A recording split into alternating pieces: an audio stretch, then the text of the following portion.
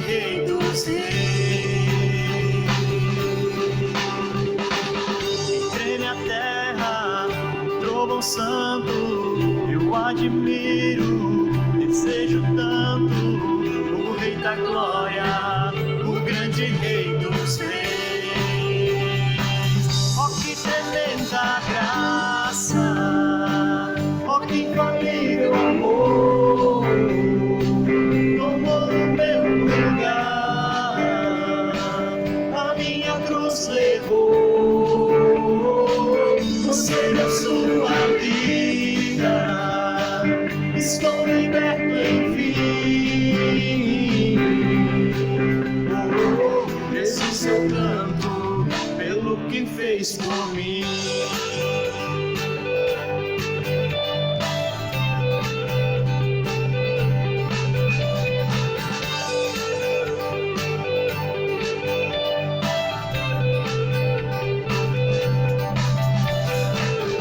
Traça ordem em meio ao caos, adota o órfão, livrado do mal, o Rei da Glória, o Rei da Glória.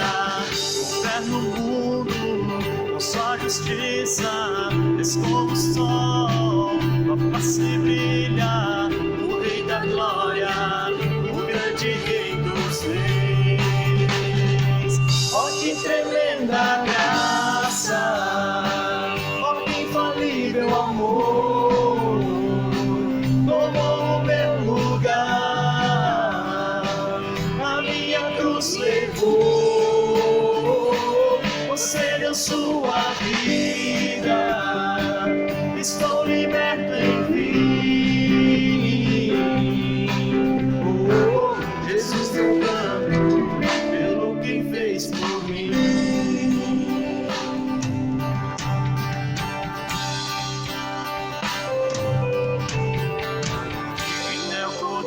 De Deus, digno é o Rei que a morte venceu, digno é o Cordeiro de Deus, digno é o Rei que a morte venceu, digno é o Cordeiro de Deus, digno é o Rei que a morte venceu, digno é o Cordeiro de Deus, digno é o Rei que a morte venceu, digno é o Cordeiro de Deus, digno, digno, digno. Oh, que tremenda graça, oh, que infalível amor, tomou o meu lugar, a minha cruz levou, você deu sua vida,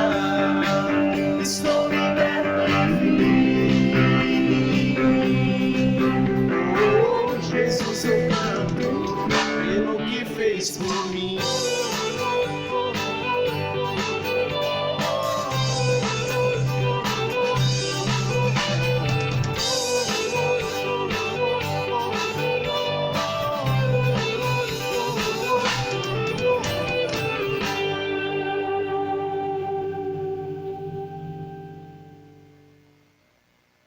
Ao cumprir-se o dia de Pentecostes, estavam todos reunidos no mesmo lugar. De repente veio do céu um som, como de um vento impetuoso, e encheu toda a casa onde estavam sentados. E apareceram, distribuídas entre eles, línguas como de fogo, as quais pousaram sobre cada um deles. Todos ficaram cheios do Espírito Santo e começaram a falar em outras línguas, segundo o Espírito lhes concedia que falassem. Com esta palavra bíblica, quero dar as boas-vindas a você nesta manhã, desejando um ótimo dia na presença do Senhor, nesse dia de Pentecostes, o dia onde nós lembramos a descida, a vinda do Espírito Santo até nós, como cumprimento da promessa do Pai e do Filho, e enviaram o seu Espírito para que a sua presença estivesse sempre conosco, sempre com aqueles que amam a Deus, que entregaram suas vidas a Jesus e que vivem viver uma novidade de vida como testemunhas do Senhor neste mundo. Com essa palavra, dou as boas-vindas a você e desejo que Deus te abençoe nesse dia. Vamos orar? Amado e bondoso Deus, nós te damos graças que na tua palavra sempre vemos as tuas promessas sendo cumpridas. E na tua palavra temos a certeza, Senhor Deus, de que tu és este nosso Deus que criaste todas as coisas, que em Jesus Cristo viestes a esse mundo para reconciliar contigo o ser humano, a cada um de nós, Senhor, e que envias o teu Espírito Santo para ser a presença bem concreta tua em nossa vida e usando a cada um de nós também como tua testemunha neste mundo. Ó Deus, obrigado que nós não estamos aqui sozinhos e desamparados, mas que temos a tua direção, a tua companhia e assim a tua bênção em nossa vida. Pedimos que abençoes este dia e que seja um dia especial, onde a tua palavra fale ao nosso viver, onde quem ouve a tua palavra e já te conhece, testemunhe com vigor, com fervor, das obras e das grandes obras que tu fazes na vida de cada um. E de que aqueles que ainda não te conhecem possam se render ao Deus desta terra, para que assim experimentem nas suas vidas também a paz que excede todo o entendimento, a paz que procede do perdão dos pecados, da reconciliação com Deus. Abençoe este dia, Senhor, é o que nós te pedimos, orando em nome santo de Jesus. Amém. Convido você a um momento de louvor, que você possa com o teu coração, com a tua vida, expressar a gratidão e o louvor ao nosso bom e eterno Deus.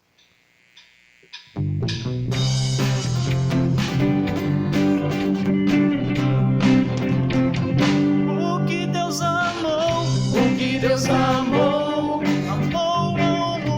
amou ao mundo, de tal maneira, que deu seu filho, seu único filho, para que todo o que nele crê, não pereça, mas tenha vida, a vida eterna.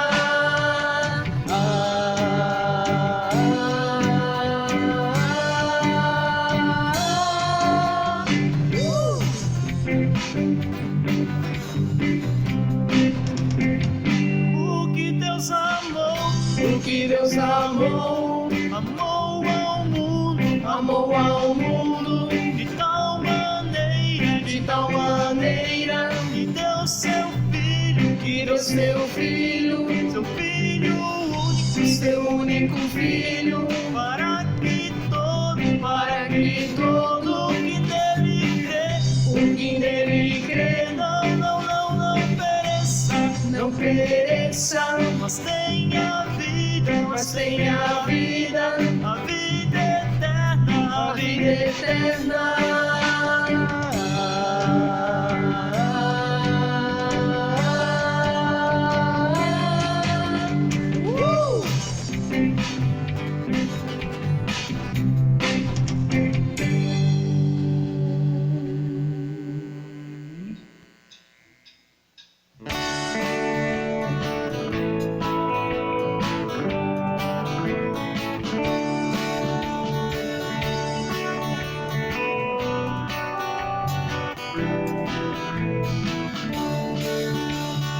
Grande é teu nome, louvo-te, Senhor.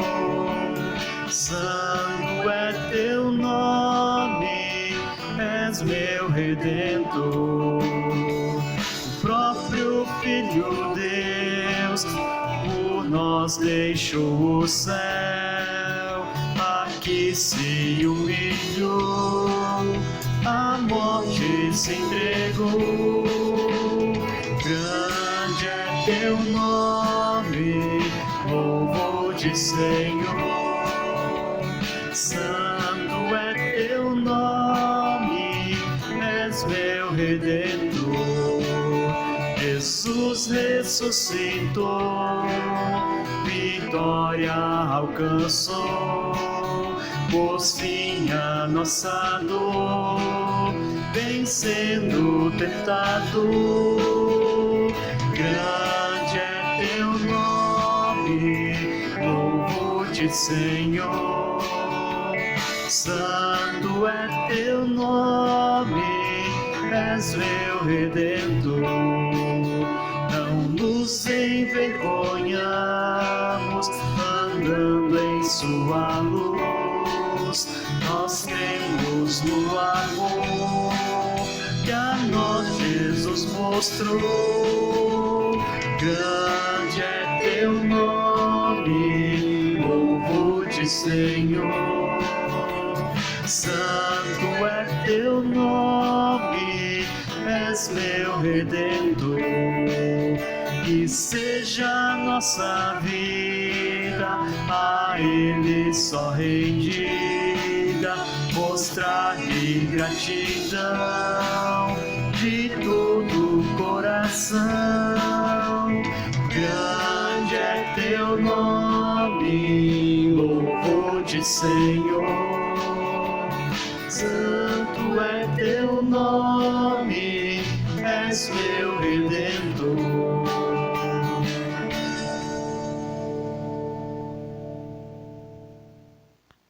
O dia de Pentecostes marca de uma forma bem especial o início, o surgimento da igreja.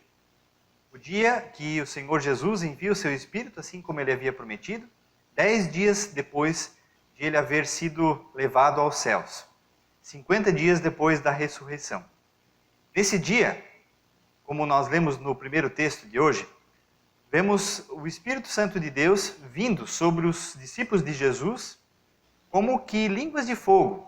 Não que eram línguas de fogo, mas nós não temos palavras para expressar aquele momento, aquela experiência. Por isso, quem testemunhou, viu como que línguas de fogo descendo sobre os apóstolos.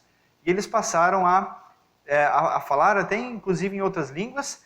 E naquele momento, onde haviam tantas pessoas reunidas de muitas nacionalidades, de muitos lugares diferentes, um dos sinais concedidos ali é que todas as pessoas ouviam a mesma palavra sendo falada pelos apóstolos, na língua dos apóstolos, mas todos a entendiam na sua língua materna. Nós temos inclusive o relato ali de em torno de 14 nacionalidades diferentes, ou até línguas diferentes, pessoas de tantos lugares distintos, e que agora, de repente, se espantaram, porque ouviam os galileus, os homens da Galileia, falando nas suas línguas, e eles ouviam e entendiam a mensagem na sua língua materna. Esse foi um dos sinais que o Senhor concedeu como vinda, como início da atuação do seu Santo Espírito. O Espírito Santo de Deus é a presença do próprio Deus. E mais do que uma doutrina, mais do que apenas um dogma formal, o Espírito Santo de Deus quer ser essa extensão que o próprio Deus oferece do seu relacionamento para com as pessoas. A partir daquele momento, a atuação do Senhor não está agora mais restrita geograficamente ou em um determinado espaço de tempo, mas o Espírito Santo de Deus exatamente vem para ser a presença concreta e consciente de Deus na vida dos seus filhos, aonde eles estivessem.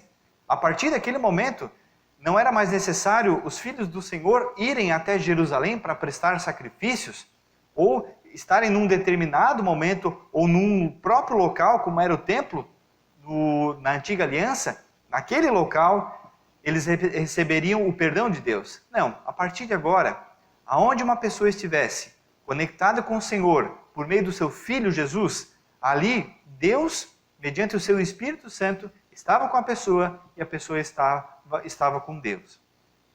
Quando nós vamos adentrando ao livro de Atos, na verdade o próprio livro de Atos deveria ser chamado Atos do Espírito Santo por meio dos apóstolos, porque esse é o propósito desse livro. E nós vamos percebendo o agir de Deus na vida de pessoas que agora se entregaram a Jesus e que passam a testemunhar, passam a testificar para as outras pessoas, convidando outras pessoas também a amar o Senhor Jesus e a se converterem, a se entregarem a Ele de todo o seu coração. E nós vamos percebendo que à medida que pessoas vão se agregando ao povo de Deus, vão fazendo parte agora do corpo de Cristo, o povo de Deus vai falando uma única língua, uma língua única. Não necessariamente uma língua que fosse única de forma audível, mas pessoas sabiam, quando olhavam umas para as outras, quem é que de fato amava verdadeiramente Deus, porque tinha a sua vida transformada por esse Deus e vivia de uma forma a vida nesse mundo. Um dos personagens que nós vemos que teve a sua vida mais impactada no livro de Atos é a vida do próprio apóstolo Paulo, que antes era um Saulo, um perseguidor da igreja, um homem extremamente religioso, zeloso, fazia do bom e do melhor para agradar a Deus, mas não percebia que estava lutando contra Deus e não a serviço do Senhor. Até que teve um encontro pessoal com Jesus, mudou a sua vida, o Senhor transformou ele, foi tomado pelo Espírito Santo e passou agora também a ser essa testemunha viva do Senhor Jesus aqui nesse mundo. E Paulo, à medida que o livro de Atos vai passando, nós vemos viagens missionárias que o apóstolo Paulo foi realizando, onde ele foi mundo afora, pregando a palavra, convidando pessoas a seguir e amar Jesus também, a se arrependerem dos seus pecados, a confessarem a sua culpa diante de Deus, a assumirem a desgraça na sua vida e receberem de Deus a graciosa reconciliação que Ele dá, assim, àqueles que querem, àqueles que reconhecem. E à medida que os anos foram passando, Paulo também foi plantando igrejas, né? Igrejas foram se formando nas cidades onde Paulo foi passando, e os anos foram passando e essas igrejas também foram tendo seus desafios. As comunidades que foram surgindo tiveram enormes desafios, afinal eram vidas de pessoas que eram extremamente ligadas ao paganismo, ao mundanismo, e que agora viveram com Jesus e dia a dia tinham suas vidas transformadas. Por isso Paulo escreve inúmeras cartas no Novo Testamento, cartas endereçadas a comunidades ou a pessoas, com instruções, né, como uma orientação amorosa de um pai na fé que quer ver os seus filhos bem e caminhando bem com Jesus. E uma das cartas que Paulo escreve, ele escreve aos Efésios, e é a carta que eu gostaria de ler um pequeno trecho nessa manhã, e fala de um desses efeitos, de uma dessas formas que o Espírito Santo age e o que ele faz na vida de pessoas. Eu gostaria de ler a carta de Paulo aos Efésios, no capítulo 5, nós vamos ler a partir do versículo 14. Efésios 5, 14 até o versículo 20. Ali nós lemos assim: por isso é que se diz, desperte você que está dormindo, levante-se dentre os mortos e Cristo te iluminará. Portanto, tenham cuidado com a maneira como vocês vivem, e vivam não como tolos, mas como sábios, aproveitando bem o tempo, porque os dias são maus. Por esta razão, não sejam insensatos, mas procurem compreender qual é a vontade do Senhor. E não se embriaguem com vinho, pois isto leva à devassidão. Mas deixem-se encher do Espírito, falando entre vocês com salmos, hinos e cânticos espirituais, cantando e louvando com o coração ao Senhor, dando sempre graças por tudo ao nosso Deus e Pai, em nome de nosso Senhor Jesus Cristo. Obviamente é um pequeno trecho de uma carta paulina. Nós sabemos que as cartas precisam ser lidas totalmente, né, do início ao fim, para entendê-la completamente.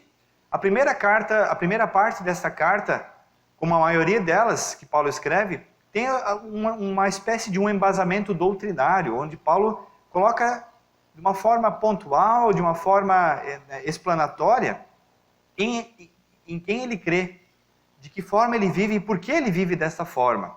Ele vai explanando quem é o Jesus a quem ele segue. Afinal, simplesmente falar de Jesus não adianta. Tem que saber quem é este Jesus. Quem é o Jesus Cristo a quem Paulo foi convertido e agora quem Paulo amava e servia. Este Jesus é o Filho de Deus e ele vai explanando isso toda na primeira parte aqui da carta aos Efésios.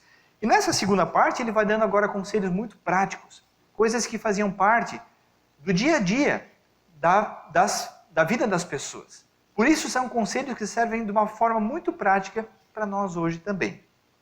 E nessa parte do capítulo 5, Paulo está escrevendo aqui sobre a grande diferença de pessoas que vivem na luz do Senhor Jesus, que é a luz deste mundo, da vida de pessoas que vivem nas trevas, que vivem sem a luz, que vivem sem Jesus.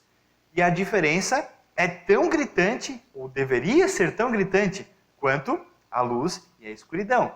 E Paulo vai fazendo todo um comparativo aqui em todo o capítulo 5. Quem vive na luz, vive de tal forma, abandona tal pecado, né? E passa a amar como Deus ama ele também. E quando nós chegamos no nosso texto, Paulo faz uma citação, que não é uma citação literal aqui do Antigo Testamento, mas é quase que como um resumo de algumas citações do Antigo Testamento. Como se ele fizesse a síntese de alguns versículos do Antigo Testamento, especialmente do livro de Isaías. Por isso o texto que lemos começa falando assim: desperte, você que está dormindo. Um chamado ao despertamento, um chamado ao despertar. O que é despertar? É acordar. Parece óbvio, mas na vida espiritual, na vida de fé, talvez não seja tão óbvio assim. Despertar aquele que está dormindo, o despertar neste mundo está relacionado ao nosso viver sem Jesus. Por quê? Porque sem Jesus Cristo nós estamos como que se estivéssemos mortos. Estamos mortos nos nossos pecados. Somos mortos vivos. Respiramos, sim. Temos vida neste mundo. Mas diante de Deus, espiritualmente, estamos mortos. Por quê? Porque carregamos em toda a nossa vida, carregamos nas nossas costas todo o peso do pecado. E o que é pecado? Pecado é errar o alvo para com Deus. É estar longe daquilo que é o propósito de Deus na nossa vida. Pecado, Isaías define dizendo que os nossos pecados fazem separação entre nós e Deus. E se nós não estamos com o Senhor, que é o Senhor da vida, nós não temos vida, portanto estamos mortos. Uma vez que Deus chama pessoas, uma vez que o Senhor chama, e no livro de Isaías temos inúmeras citações desse chamado, despertai, desperte, acorde na tua vida. Uma vez que temos esses inúmeros chamados, nós temos agora, aqui a partir do apóstolo Paulo, quase que esta síntese, esse chamado de Deus. Olha, gente, você que ainda não acordou para a vida com Jesus, desperte. Se você ainda está dormindo, se você já ouviu a palavra e já inúmeras vezes esteve atento ao chamado de Deus, mas ainda não despertou, não perca mais tempo. É um convite de Paulo dizendo, olha, entregue-se, renda-se, desperte, acorde, abandone o teu pecado, converta-se ao Senhor, levante-se dentre os mortos, como Paulo diz aqui, e Cristo o iluminará. Então, isso aqui é mais claro do que a luz. Sem Jesus, estamos mortos nos nossos pecados. Com Jesus, somos chamados à vida e o Senhor assim nos ilumina. Qual é a consequência disso? Uma vez quando nós caminhamos na escuridão, nem sabemos direito por onde nós caminhamos. Se alguém tenta caminhar no escuro, aquele escuro denso, no escuro onde de fato não há luz nenhuma ali por perto, ninguém consegue enxergar longe e por isso vai esbarrando e vai batendo em tudo que há na frente, porque não tem rumo. Eu lembro de uns anos atrás, quando eu estudava lá em São Bento do Sul, lá na Faculdade Luterana de Teologia, todo o campus lá do Lar Filadélfia é um local muito bonito durante o dia, é um local assim agradável, verde, calmo, tranquilo. E eu lembro que numa vez, numa determinada noite, eu estava caminhando lá por aquele bosque, saindo do Lar Filadélfia, indo à faculdade, onde eu morava, e naquele caminho, enquanto eu descia por um trilho, bem claro, bem concreto, feito de concreto, eu estava caminhando bem e de repente acabou a energia elétrica naquela região. E tudo ficou escuro. Só que era fácil, era um caminho que eu conhecia bem, eu caminhava todos os dias, tinha o trilho no chão, não tinha como eu me perder ali. Só que ficou tudo escuro. E o que aconteceu na sequência? Quando menos eu percebi, eu me dei conta que eu já não estava mais pisando no cimento, que eu já não estava mais no trilho. Tentei caminhar para um lado, para o outro, e quanto mais eu tentava procurar o trilho, mais eu percebia que eu estava totalmente perdido. Percebem? Num local que eu conhecia muito bem. Só que de repente ficou escuro, e eu achei que estava bem, estava garantido, estava indo no trilho, só que quando eu menos percebi, estava totalmente perdido. E comecei a dar voltas, e quanto mais eu dava voltas, para mais longe do trilho eu estava. encostava em árvores, encostava em postes, mas não descobria aonde eu estava.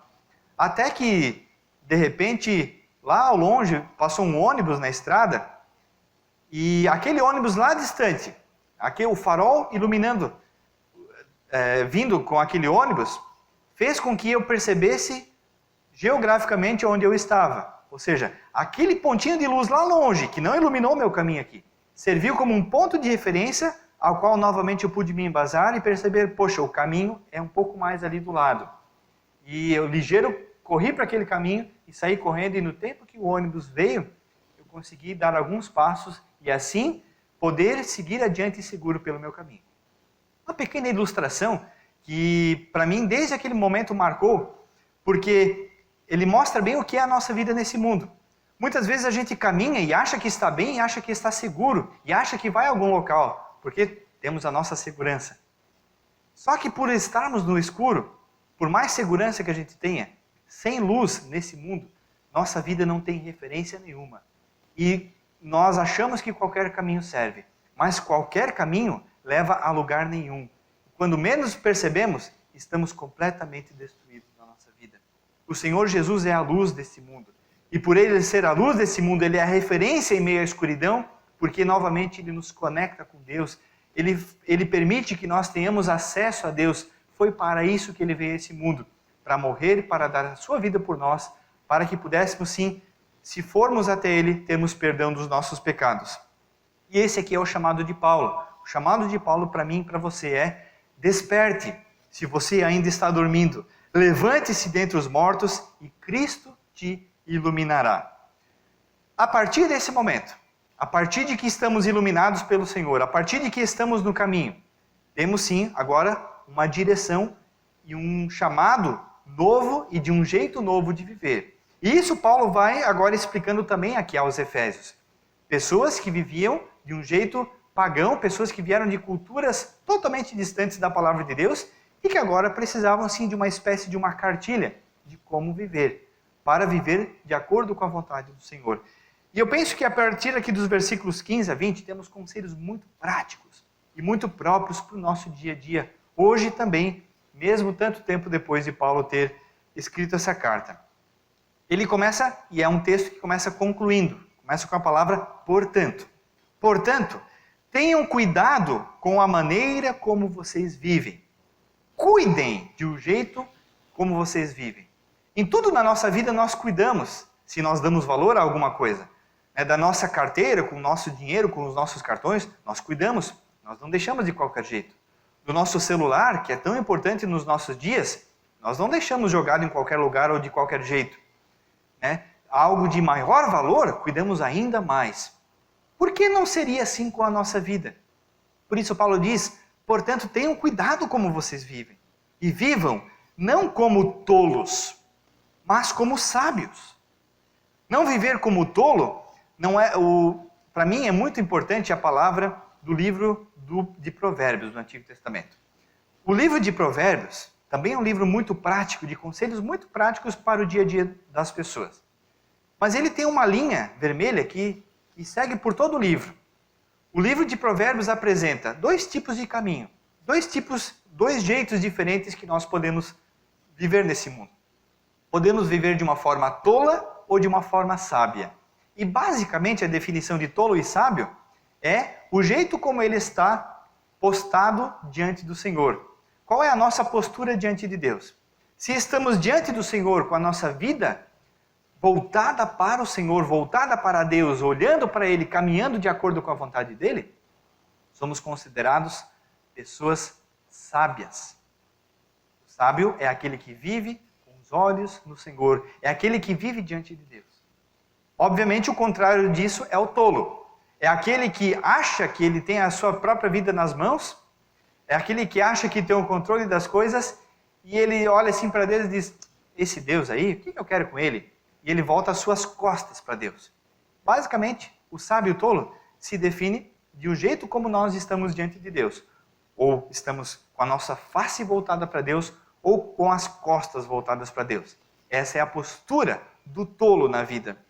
E o conselho de Paulo é o quê? Cuide do jeito como você vive, Viva como um sábio, não como um tolo.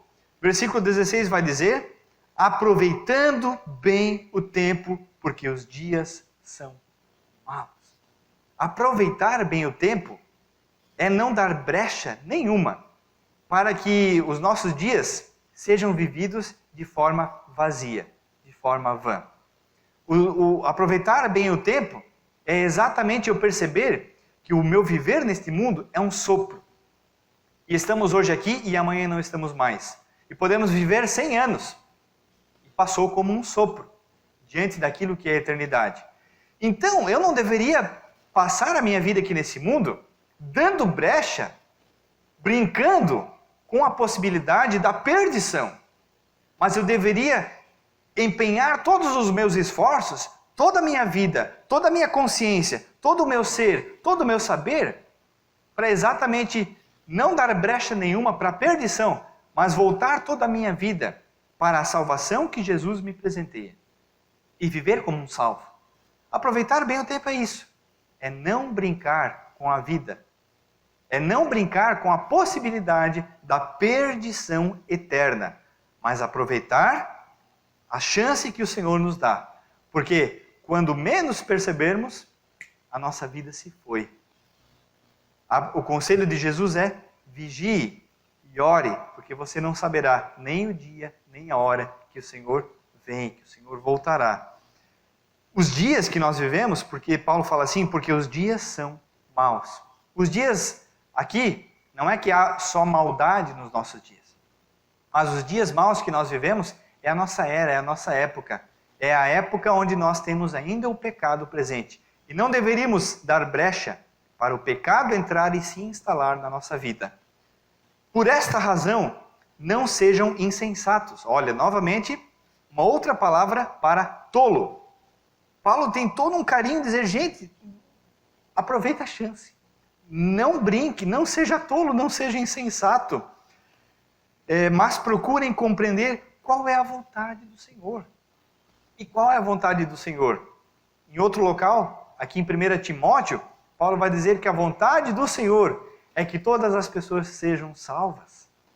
Então, não deveríamos ser insensatos e tolos e brincar com a nossa vida. Versículo 18 vai dizer, agora também um conselho bem prático: não se embriaguem com o vinho, pois isso leva à devassidão. Não se embriagar com vinho, e naquele contexto que Paulo estava escrevendo, obviamente um conselho muito prático, diante de uma época, de uma era, onde as pessoas viviam de forma devassa, com bebidas e com outras coisas que as entorpeciam. Obviamente não são coisas apenas daquela época. Hoje não vivemos dias diferentes. Paulo vai dizer assim para nós também: não se embriague com coisas que tiram a tua razão.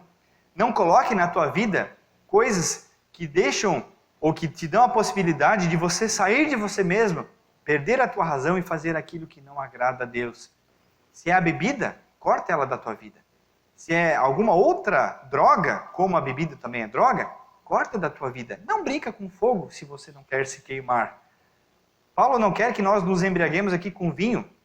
E poderíamos aqui ampliar o leque para muitas outras coisas que as pessoas, que nós eventualmente nos embriagamos. O que é embriaguez? É tudo aquilo que é em excesso. Pode ser também comida demais. Pode ser um desejo ganancioso por dinheiro demais.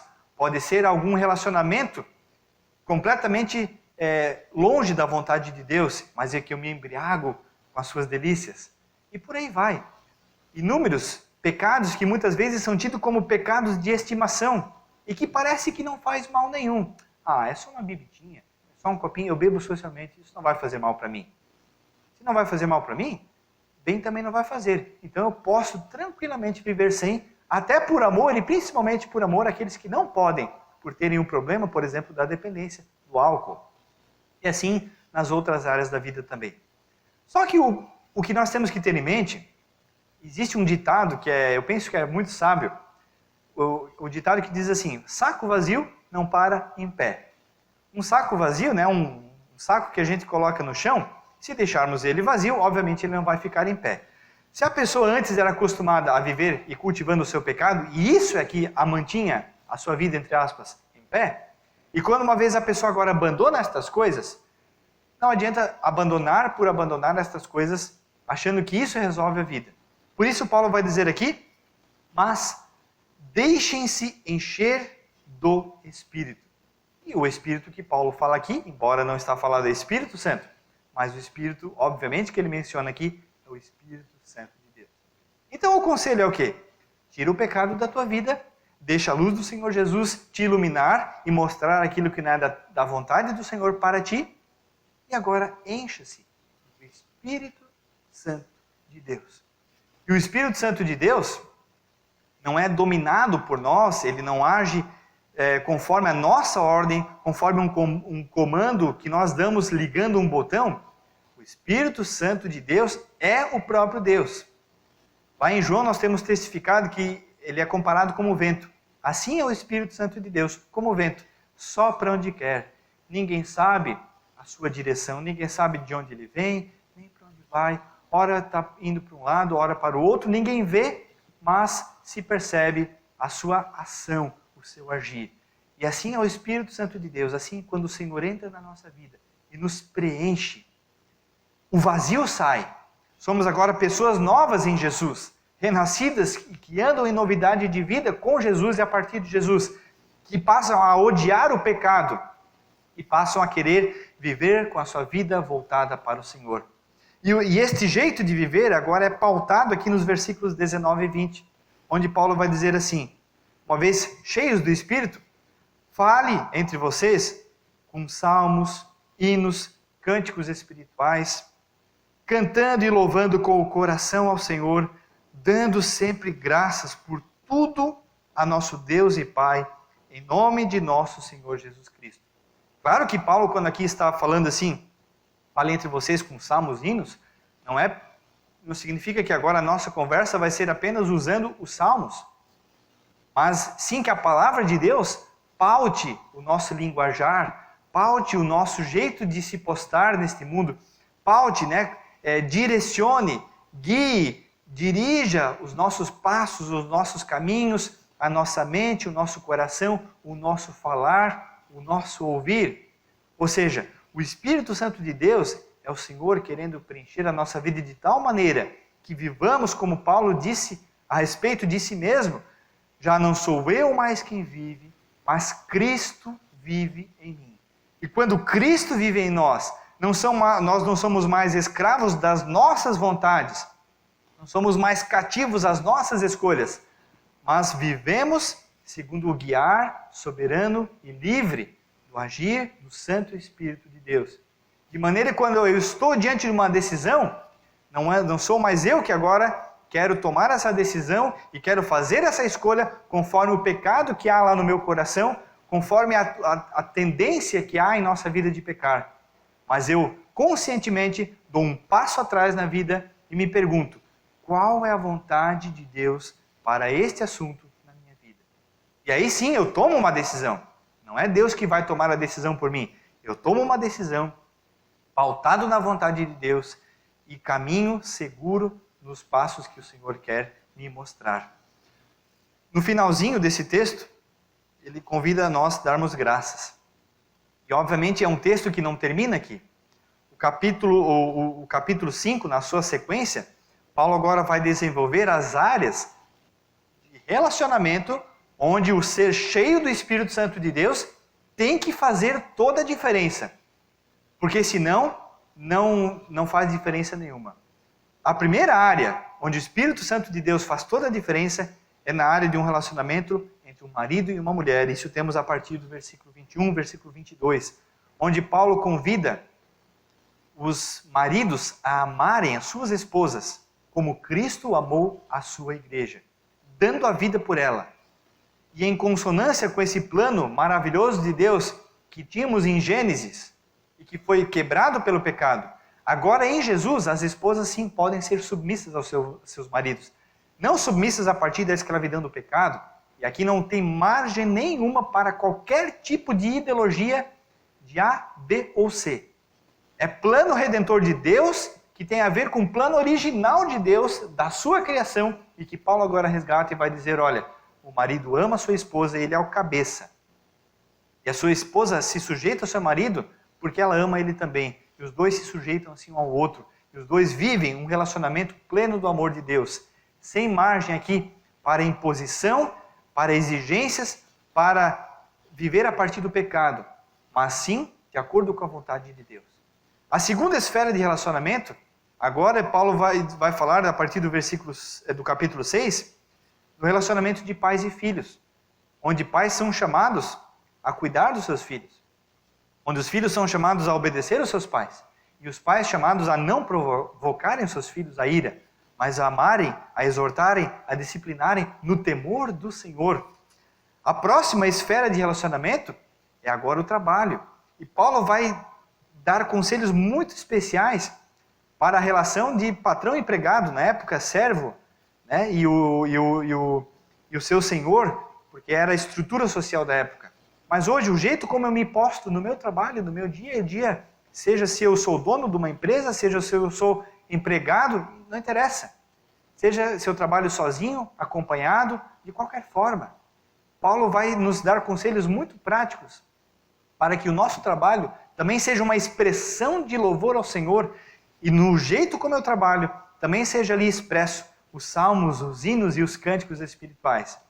Então todas as esferas de relacionamento, familiar, com os filhos, com a esposa, com o marido, com o meu próximo no meu trabalho ou em qualquer área, todas as áreas da minha vida são chamadas a serem agora áreas onde esse meu viver cheio do Espírito Santo transborde ao meu redor e eu testemunhe, como foi o chamado inicial, quando o Espírito Santo de Deus veio sobre a igreja e eles foram chamados a ser suas testemunhas em Jerusalém, em Samaria e Judeia e até os confins da terra. Esse é o chamado para a minha vida e para a tua vida. E para que esse chamado seja bem concretizado, o final da carta aos Efésios, Paulo vai falar aqui da armadura de Deus. Quanto ao mais, sejam fortalecidos no Senhor e na força do seu poder, ou seja, com o seu Santo Espírito, vistam-se com toda a armadura de Deus, para poderem ficar firmes contra as ciladas do diabo, porque a nossa luta não é contra o sangue e a carne, mas contra os principados e as potestades, contra os dominadores deste mundo tenebroso, contra as forças espirituais do mal nas regiões celestiais. Por isso, peguem toda a armadura de Deus, para que vocês possam resistir no dia mau e depois de terem vencido tudo, permanecer inabaláveis. Portanto, fiquem firmes, cingindo-vos de toda a verdade e vestindo a couraça da justiça. Tenham os pés calçados com a preparação do evangelho da paz, segurando sempre o escudo da fé, com o qual poderão apagar todos os dardos inflamados do maligno. Usem também o capacete da salvação, a espada do Espírito, que é a palavra de Deus. Orem em todo tempo no Espírito, com todo tipo de oração e súplica, e para isto vigiem com toda perseverança e súplica por todos os santos. E orem também por mim, e Paulo vai concluindo agora a sua carta. Enfim, com essa palavra eu quero animar você a duas coisas. Se você não conhece ainda Jesus como o Senhor da tua vida, o chamado para você é desperte. Desperte, você que está no sono, e acorde para o Senhor Jesus, para que Ele ilumine a tua vida. E você seja uma pessoa agora cheia do seu Santo Espírito. E a você que já caminha com Ele, que ama Ele, desperte também. Nós muitas vezes pegamos no sono na nossa vida. Muitas vezes nós damos uma cochilada. E essa hora é a hora que o Senhor diz e vem, olha, desperta, acorda, vai. Muita coisa ainda tem que ser feita nesse mundo. E eu quero te envolver também como minha testemunha fiel no meu plano redentor para esse mundo. Que Deus possa te usar, que Deus possa nos usar nessa semana que segue e assim continuar abençoando a nossa vida. Amém. Vamos orar? Querido Deus, nós queremos te agradecer mais uma vez, de uma forma muito especial, por tua obra em nossa vida. Por tua palavra, Senhor Deus, que fala ao nosso coração, que não nos deixa abandonados e sozinhos nesse mundo, mas que revela aquilo que é a tua vontade para o nosso querer. Muito obrigado, Senhor Deus, que teu chamado é para despertarmos do sono e que tu ainda nos dás essa possibilidade, Senhor Deus. Nós queremos pedir, venha nos socorrer, venha nos ajudar, Senhor Deus, e venha nos levantar e nos direcionar conforme a tua palavra, para que vivamos de forma que testemunhemos do teu amor e vivamos assim na tua luz e brilhemos o teu amor, transbordemos também do teu Santo Espírito nesse mundo, para que o teu nome seja anunciado àquelas pessoas que ainda não te conhecem e para que aqueles que ainda estão num sono possam sim ser chamados e ser despertados daquilo que ainda estão perdendo nesse mundo, Senhor Deus, que é a salvação. Ó Deus, abençoe a semana que segue. Pedimos que seja uma semana plena de êxito na tua presença, Senhor Deus, onde nós possamos transbordar do teu Santo Espírito para quem estiver à nossa volta.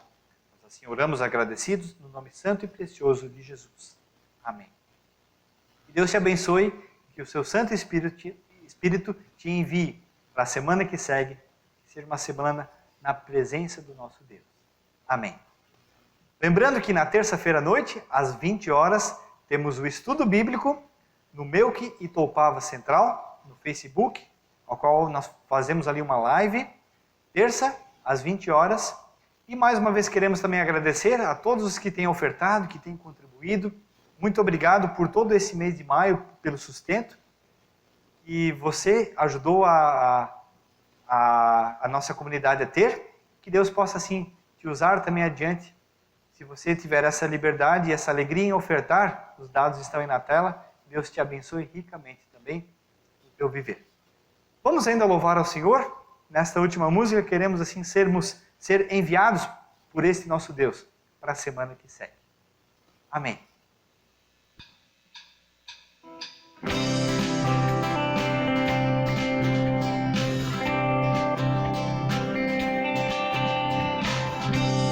Que a alegria encha o nosso lar,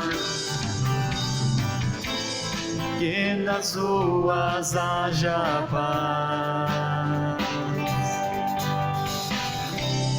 que a justiça nasça firme ao orarmos ao Senhor. Nas montanhas e nos vales louvaremos ao Senhor. Nas alturas e na terra nossas vozes se ouvirão.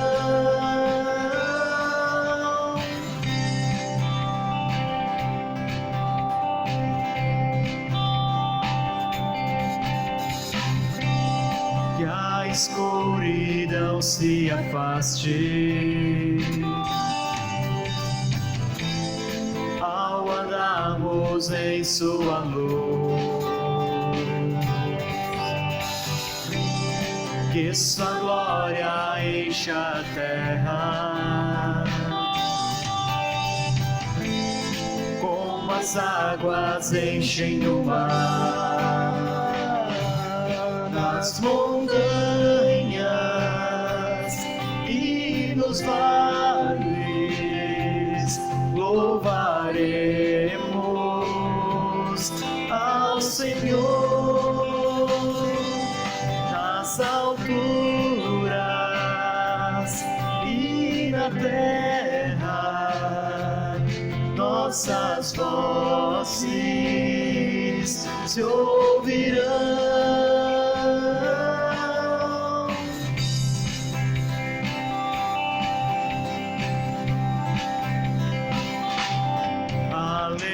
Aleluia, aleluia, aleluia, aleluia, aleluia, aleluia, aleluia, aleluia, aleluia,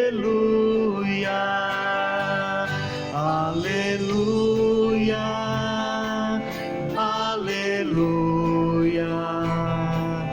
aleluia, aleluia. Nas montanhas nos vales louvaremos ao Senhor. Nas alturas e na terra, nossas vozes se ouvirão.